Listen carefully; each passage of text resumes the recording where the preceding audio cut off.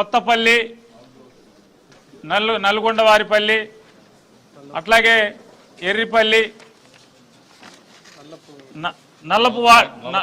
నల్లపురెడ్డిపల్లి ఈ గ్రామాల్లో నిన్న జరుగుతుంది. నిన్న జరిగిన తంత ఏంటంటే, ఓ పక్కన ఓటర్ల గుర్తింపు అంటే ఓటర్ స్లిప్ని, అంటే వారి సీరియల్ నెంబర్ ఎంత, వారు ఏ పోలింగ్ స్టేషన్కి వెళ్ళాలి, అంటే ఏ ఊరు, వేరే ఊర్లు మార్చేశారు కదా, వేరే ఊర్లకి మార్చేసిన దాని మీద ఏ ఊరు వెళ్ళాలి, ఏ ఊర్లో పోలింగ్ కేంద్రం ఎక్కడ, వీరి సీరియల్ నెంబర్ ఎంత ఇట్లాంటివన్నీ కూడా ఎన్నికల ఓటర్ స్లిప్ని పంచిపెట్టు వెళ్తుంటే కనీసం అంటే వారికి వీరికి గ్యాప్ కూడా లేకుండా, కనీసం 10 ఇళ్ళు ఒక బజారో కూడా ఖాళీ లేకుండా వీరి వెనకాలే అవి వసూలు చేసుకుంటా బయలుదేరుతున్నారు తెలుగుదేశం వాళ్ళు.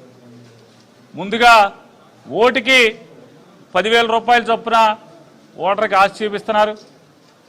ఎవరైనా వెళ్ళినా వెళ్ళి అక్కడికి వెళ్ళిన తర్వాత లైన్లో నుంచి ఉంటే ఆడొచ్చి కొడతాడో, ఈడొచ్చి పొడుస్తాడో.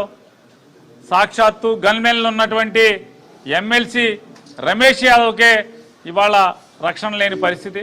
మనం వెళ్ళి ఈ ఊళ్ళోంచి ఇక్కడి నుంచి అక్కడికి తీసుకెళ్ళి, ఆ ఊరు తీసుకెళ్ళి, పొరుగురు తీసుకెళ్ళి ఓటేయమంటున్నాడు. అక్కడికి వెళ్ళి లైన్లో నుంచుంటే ఎవడొచ్చి కొడతాడో, ఎవడొచ్చి పొడుస్తాడో. ఎందుకు వచ్చింది రా బాబు, 10,000 ఇస్తున్నాడు చంద్రబాబు నాయుడు, ఆ 10,000 తీసుకుందాంలే అని చెప్పని ఆ 10,000 తీసుకుని స్లిప్పులు ఇచ్చేవాళ్ళు కొంతమంది భయపడేవాళ్ళు ఉన్నారు. ఎవరైనా లేదు మా ఓటు మేము వేసుకుంటాం, నువ్వు 10,000 ఇచ్చినా 20,000 ఇచ్చినా ఈ చంద్రబాబు పాపం మాకొద్దు అని చెప్పని ఎదురు తిరిగిన ఓటర్లు ఉంటే భయభ్రాంతులకు గురి చేస్తున్నారు, రౌడీజం చేస్తున్నారు. నిన్న ఆయన్ని తలకాయ నరికాం, నిన్న ఈడి కాల్ చేయించి తీసాం, మళ్ళీ ఆడి మీద కేసు పెట్టాం. నిన్న అవినాష్ రెడ్డి మీద, అవినాష్ రెడ్డితో పాటు 150 మంది మీద కేసు పెట్టాం.